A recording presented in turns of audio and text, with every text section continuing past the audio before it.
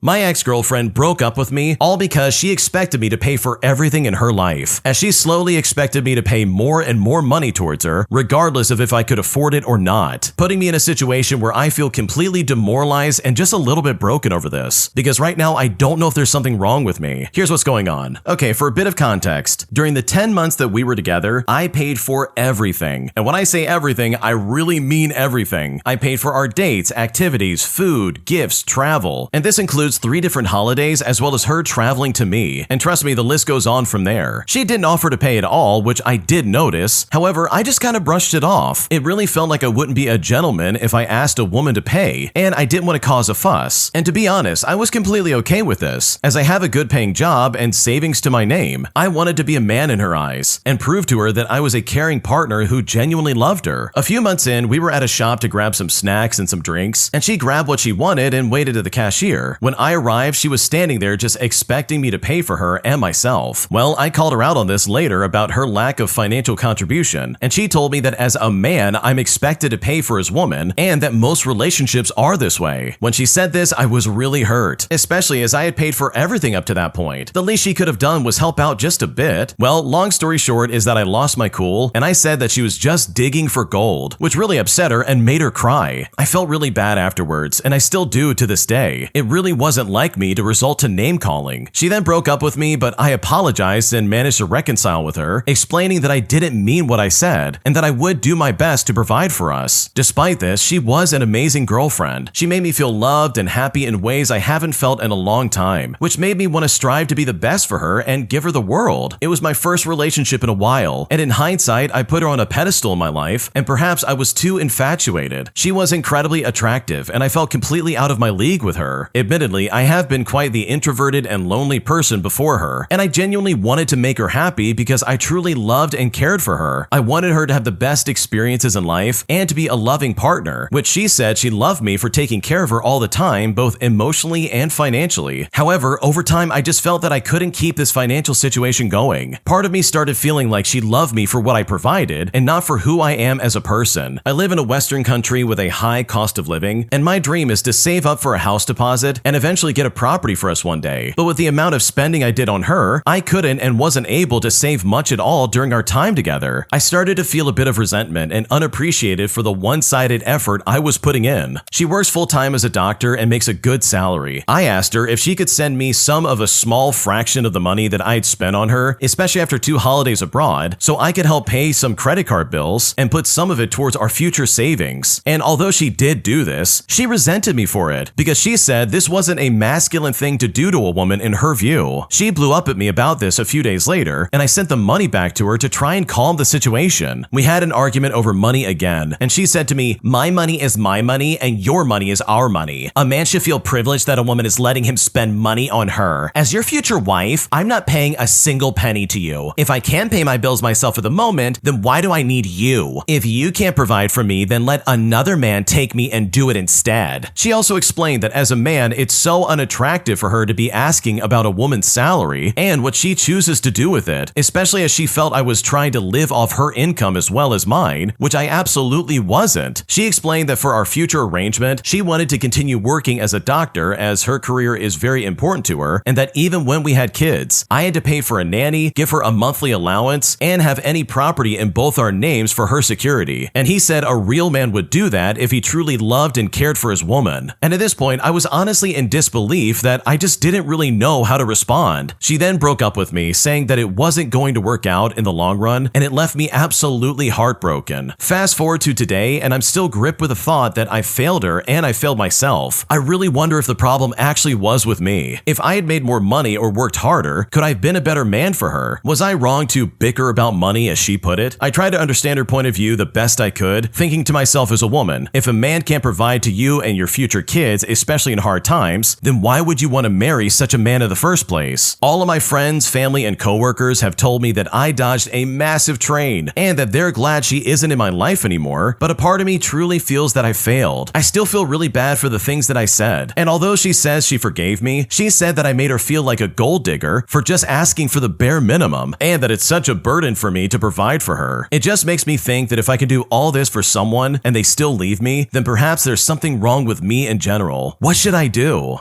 Okay, holy crap, dude, you really did dodge a train. I need you to understand that first and foremost. Your girlfriend is an absolute scumbag, and she absolutely was only in it for your money. She didn't care about you, she didn't care about anything you were doing, she only cared about the dollar bills in your pocket, and that's it. Like truly, that's all this comes down to, because her rationale is absolutely stupid. And here's the thing, in my opinion, she only attacked your manhood because she knew this would get to you in a way that would manipulate you. Like, this lady is a doctor, so I'm willing to bet she probably makes pretty good money in general, meaning that she absolutely can pitch in if she actually cared about you in the first place. For me, the biggest red flag is the fact that your money apparently belongs to the both of you, while her money stays with her. Like, I don't know about you, but that seems really sketchy, and it does seem like, yeah, she's only digging for gold. She only wants the coins in your back pocket, and that's it. Like, she said it herself, oh, if you can't take care of me, then I'll find someone who can. So trust me, you dodged a train with this lady. You're gonna find someone who is way better than her because there's nothing wrong with you. You actually have a soul, while this lady sounds like she just does not care at all about your existence. She only cared about how much money you made and how much you could spend on her, which means she is a terrible girlfriend and you deserve way better than this. If you like Am I the Jerk, you're probably going to love Am I the Genius. Check it out, link down below in the description. Also, go to amithejerk.com/submit if you would like to submit your own stories. Am I the jerk for trying to help my neighbor shovel her driveway after I watched her struggling due to some kind of illness? Because after her dad came out and started screaming at me, it made me think that maybe I did something wrong, because right now I don't know what to do. Here's what's going on. Okay, for a bit of context, I'm a 19-year-old male and I was already outside shoveling my own driveway when I noticed my neighbor, who's about 18 years old, across the street shoveling hers. I don't really know her, but something immediately looked off. She kept stopping, bending over, holding her stomach, and occasionally her chest too. But then she suddenly slipped and fell in the snow. Now I saw that and I walked over to check on her, and I asked if she was okay, and she said yeah, but she looked really pale and was still holding her stomach. I mean, I'm not entirely sure what was wrong. I then asked if she needed help, and she said that she had to get the driveway done before her dad left for work, and apparently her dad was still inside at this point. I then told her that I could just finish it real quick if she needed to rest, but as we were talking, her dad came outside. He saw me shoveling and immediately started yelling, asking me what I was doing and why was I on his driveway. I tried to explain that his daughter had fallen down and looked really unwell, and that I was just helping her out. But when I said this, he became visibly upset and said that if he wanted his daughter to shovel the snow, she would, and that I need to back off of his property. So I left, and after I did, he put up a no trespassing sign in his lawn around a day later. Now, I am autistic, and I know I often misread situations, so I asked my mom and my sister, who both said that they thought I was in the right, but I also know they would lie to make me feel better. And I also understand how it could be seen as demeaning in a way towards her, as I am a pretty big, dark, and ugly guy, and I have been told I can look scary sometimes. So I can understand how that may look from the dad's perspective. I've been thinking about it, and I believe that I may have acted in a way that makes me the jerk, but I'm honestly not sure. So seriously, am I the jerk? Because right now I don't know what to do.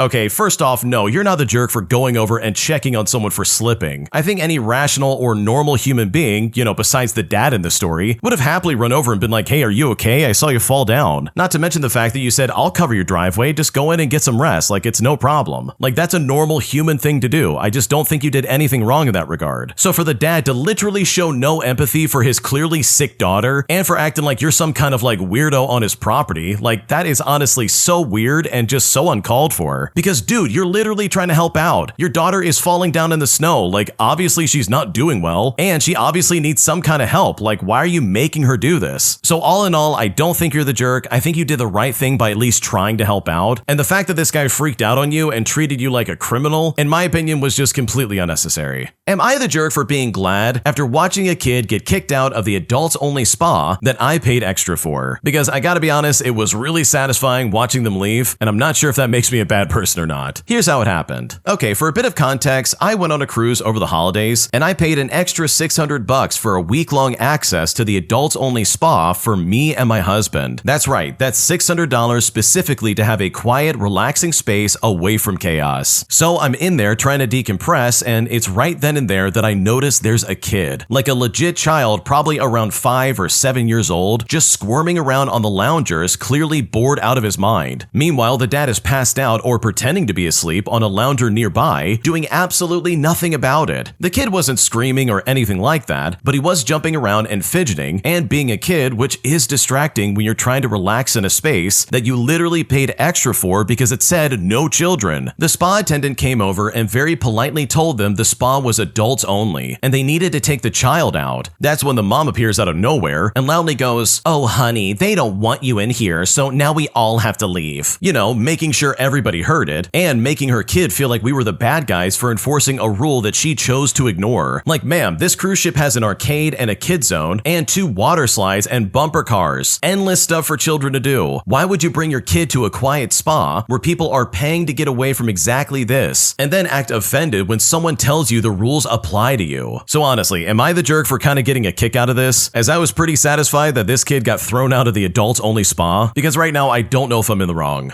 No, I wouldn't feel bad about that at all. The mom clearly has some kind of like entitlement, and the fact that she thought she could bring her stupid kid in there is completely unacceptable. I'm also glad that there was an attendant there to like swoop in and be like, "No, you can't be in here." Because seriously, why else would you pay $600 extra for that kind of access? Like, good lord, don't bring your stupid kid in here. I want to be away from that garbage. So no, of course you're not the jerk. This absolutely is unacceptable. And the fact that anybody would be pissed off and be like, "Oh, they don't want you in here," that would almost make me be like, "Yeah, you're right. We don't want you in here. Please don't let the door hit you on the way out." Because I am absolutely not paying to deal with that kind of entitlement. Am I the jerk for not lying about wetting the bed and supposedly for embarrassing my parents about this? Because they've always treated these accidents with such disdain that it's made me feel terrible about myself. And it's really become a dividing factor for me and my family, and at this point, I don't know what else to do. Here's what's going on. Okay, so I'm an 18-year-old female and I had a weird week around Christmas where I was having a lot of nightmares and interrupted sleep. I think what happened was that when I did fall asleep, I was sleeping really deeply because I woke up having wet the bed. This was a thing that I used to do when I was stressed when I was little, and my parents always shamed me for these accidents. Even during the day, they seemed to view me needing the bathroom as a personal inconvenience. So anytime it happened, I set an alarm to wake up early so I could do laundry and clean up before they notice anything. I have a couple of friends I'm really close with, and we were talking about how we're all really stressed with college applications. One of my friends admitted her hair is falling out from stress, and we went around sharing more and more embarrassing things that have been happening to us recently until I finally said jokingly, "Hey, don't tell anybody, but I think I got stressed enough that I wet the bed." Well, it turns out that one of my friends told her mom because she was worried about me, and her mom is a doctor, which is sweet, but her mom called mine, and now my parents are really angry at me for embarrassing them by keeping a secret from them. I told them that I was embarrassed and afraid they would punish me, and they said, "You must not be that afraid because you're telling other people's parents." Except I trust my friends, and I honestly trust their parents as well. My friend's mom didn't yell at me, and when I went to her house, she was really nice to me. My parents have told me that I'm not allowed to see that friend outside of school until I apologize to her mom for lying. In fact, they told me that I need to say I was lying just for the attention. Except I wasn't, and you know what? I'm refusing to start lying now. I don't mean to broadcast on the internet that I wet the bed because I feel like a big baby, but I did. And I think it's my choice to tell whoever I want as well as the truth. So am I the jerk here? Because honestly, I don't know what to do.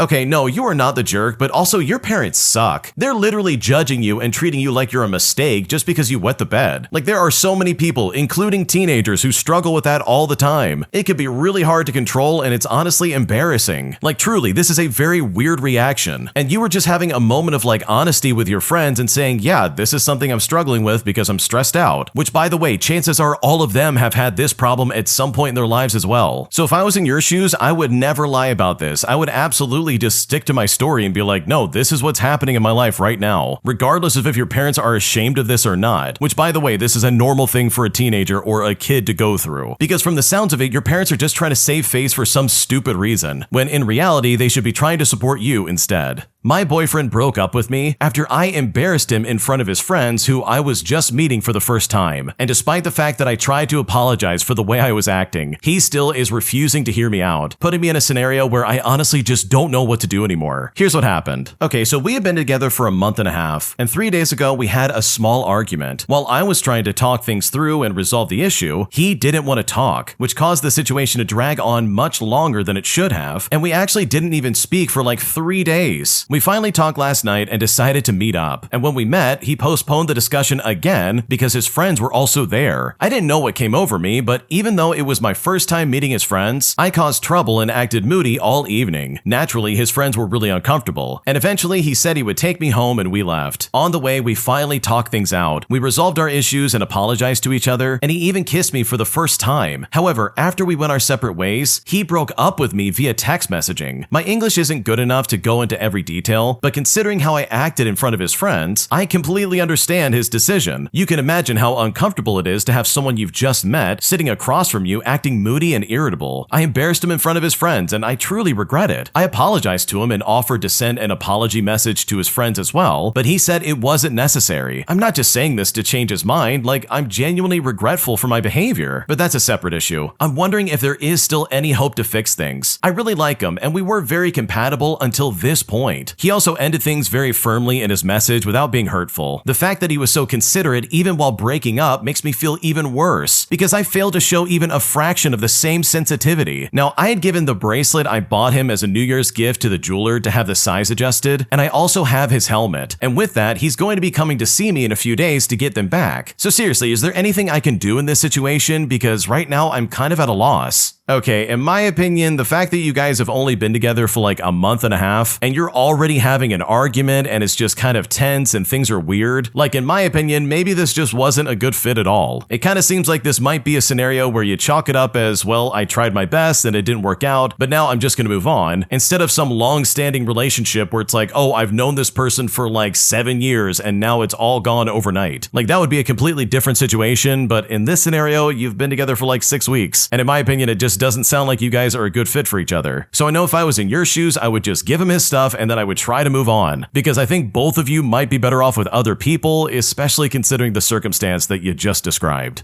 My job running a fast food restaurant is always filled with impatient customers, but the one I dealt with today absolutely blew my mind because she was probably the most impatient person I've had to deal with in a very long time. Here's how it all went down. Okay, to start things out, I run a fast food restaurant. Yesterday, we were short on people and our sales were higher than they were projected to be. It was me in the kitchen and a newer crew member up front. She's fully trained but still has trouble with speed in a couple of areas. She still has a little trouble finding items on the register and stuff, which is fine. I mean, she always does her best and is showing improvement every single day, and that's all that I can really ask for. So she's taking an order at the counter, and right after she started that order, a car drove up to the speaker. I get on the headset and I say to them, "Hi there, if you could just take a look at the menu for a bit, we'll be with you as soon as possible. We're a bit short-staffed, so we apologize for the delay." Well, not long after, the people in the drive-thru must not realize that we can hear everything they say, because I heard the driver yell, "Come on, lady, what's taking so long?" And it literally had not even been 2 minutes. So I get on the headset and I say, "Oh, I'm sorry for the wait. There's just 2 of us here right now and my team member is taking an order on counter and we'll be with you as soon as she's finished." Then I hear the driver whisper, "Oh, I thought this was supposed to be fast food." So needless to say, at this point I'm already irritated. But I've dealt with rude customers before, thankfully not that often, but I've learned not to let it get to me. I realize the counter order is getting pretty big and they aren't finishing orders, so I left the kitchen for a minute so that I could take the drive-thru order so that they weren't waiting any longer since they were already impatient. And this is the part that really pissed me off. She then rattles off a couple sandwiches and sides and then says, "Okay, now what do I want?" and just sits there for another minute or so looking at the menu, deciding what they want to eat themselves. I don't care if people take a bit to look at the menu and figure out what they want, but why in the world were you rushing us if you didn't even know what you wanted? They sat there so impatiently, but couldn't use that time to figure out what she wanted to get herself? Like seriously, that's so ridiculous. I mean, sure, in the grand scheme of things, this is so stupid to get annoyed over, but we already had one crazy day. My entire shift of nearly 12 hours, I literally only had one other person working with me, when we should have had like myself and 3 other people. The person I had up front had only been there for about an hour and a half at that point, and was already overwhelmed with all of it. I was exhausted myself at this point, and then this customer decides to act like an idiot, just adding to that stress, because people like this are incredibly annoying.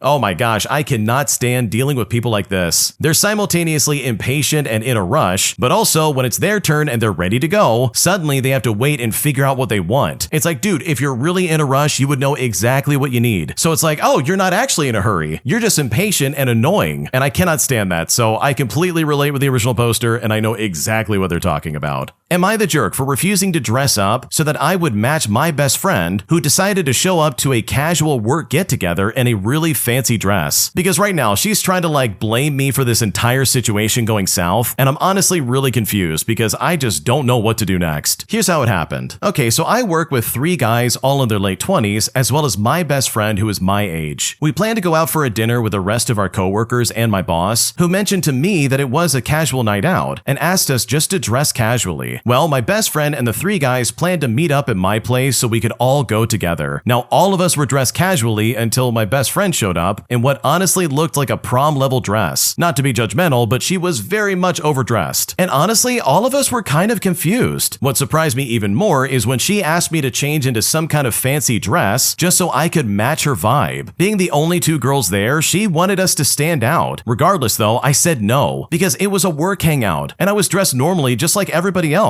She later told me that I made her feel out of place and embarrassed. So now I'm kind of wondering, am I the jerk for refusing to change my outfit just to match what she was wearing? Because right now I'm honestly not sure if I'm in the wrong. Okay, honestly, this is not your fault. Your friend overdressed and she's trying to compensate by being like, hey, can you bail me out? Can you also dress up so I don't look like an idiot? That's so weird, and that is not your fault. You shouldn't be expected to jump in a dress at the last minute, all because your friend made a really stupid decision. She literally did this to herself and is somehow trying to be like, wow, you made me feel awful for standing out. But it's like, dude, why did you wear that? You knew this was a casual thing. So no, you're not the jerk. This is so weird. It's weird that she wants to sit there and act like this is your fault when in reality, this falls squarely on her shoulders. An entitled Psycho Jerk at Disney throws the biggest temper tantrum I've ever seen in my life, as he literally threatens to get everybody fired if he doesn't get his pizza that he ordered right away. Eventually though, this guy ended up getting arrested all while on vacation, resulting in him and his family getting banned from the park. Here's what happened. Okay, so in my 20s, I worked for a very popular theme park in Florida. I worked quick service food at a resort for 1 year, and one day I was placed in my favorite position, the pizza back. Basically, I was responsible for making pizza, baking pretty much everything, and making some breadsticks. The resort guests could call in special pizza orders, and guests could order pizza at the counter as well. Now, don't ask me why, but I rocked at this position. I was very quick and consistent, so I was often placed back there to my delight, as there was air conditioning and a walk-in fridge. Anyone who's done kitchen work knows how most professional kitchens feel as though they're bordering on Hades territory. I'm in the back keeping a steady pace when a tall man with light brown hair and a beer gut starts arguing with my coworker, who we will call Charlie, up front at the pizza front. The man claims he had been waiting for his pizza for over 40 minutes. When a guest orders a pizza, they are given a copy of the order and a wireless pager that will go off when the pizza's ready. Since the pizza is the most expensive item on the menu, and there had been people attempting to claim multiple, it became policy to have the guest pay for the pizza first. Once the pager went off, bring it back with a receipt so we can mark it, and then receive their pizza. The receipt also has a time on it. Well, Charlie asked to see the man's receipt to check the time, and when she does this guy gets angry and starts yelling at her. He screams that he wants his stupid pizza right now. Well, Charlie became flustered and comes back there asking where his pizza was. But I told her that no one waits 40 minutes when I'm back there, and that his pizza would be ready when it's ready. She refused to go back up there because he was so rude. So I went instead. I then asked him politely for his receipt, as it did have a timestamp on it, and my God, the response I received is honestly something that has blown my mind even to this day. I say to him, sir, I apologize for the wait. May I see your receipt, please? This guy responds with vitriol in his voice. He says, no, why do I need to show my receipt? I say to him, sir, it's our policy to ask every guest for a receipt before they receive their pizza. But this guy is not having it, because this jerk starts screaming, that is BS. First that woman asked and now you? Are you accusing me of stealing a freaking pizza? I say to him, no sir, it's just our policy. He then says, F your policy. Give me my stupid pizza. Charlie then calls our small, adorable manager, who we will call Rose, and Rose comes up to the front and politely asks the man what's wrong. This guy then says, I've waited almost an hour for my pizza, and those two idiots have enough nerve to ask me for a receipt? Now at this point, it's important to know that this man has been cursing up a storm. So Rose responds by saying, sir, please don't use harsh language towards our workers, and asking for a receipt is policy. This jerk then looks at her smugly and says, I can use whatever language I want. By this time, it's clear the man is possessed or drunk, so I call another manager. This manager manager, we'll call him Antonio, comes out and joins Rose to figure out the situation. But this man continues to cuss us out. He says to us, "You guys are idiots. I'm planning on getting all of you fired." He also plans to get Rose and Antonio fired as well. Apparently, we are accusing him of stealing just by asking for a receipt. He cussed more vulgarly and loudly. People around us are covering their children's ears or they're leaving. The staff at the front desk looked dazed, and eventually 2 guys that were managers of the gift shop ended up calling security. Well, security shows up and they finally take over. The security officer then says, "Sir, are you a guest at this resort?" And this guy freaks out saying, "Yeah, what about it?" Security then said, "Well, we need to verify your identity. Can you show us your ID or room card, please?" And my God, as soon as that security guard says this, all of this starts all over again. The man refuses and cusses the security out. He calls them fake cops and says they can't do anything to him, and that he's going to get them fired as well. At this point, these fake cops, according to this jerk, threaten to call Orange County police if he doesn't comply. But this guy tried to call some kind of bluff as if they wouldn't call, because he says, "Okay, call the Orange County." Well, the security guards did exactly that. They call the Orange County police. Fast forward, and this guy is arrested in the middle of the food court. Once the cops show up, he miraculously calms down and shows his room ID. His wife and 8-year-old son were at the pool, and a worker had to go get her. She was a blonde woman and very pretty. She walked in, looked at him, and walked right back outside. She had an expression that said, "I am done." His face dropped as they walked him out in handcuffs. And due to policy, the whole family had to leave that day with no refund and was banned for life. But worst of all, they had come there specifically for their son's 8th birthday. Wow, this is unbelievable to me. Imagine getting so upset over a pizza that you decide to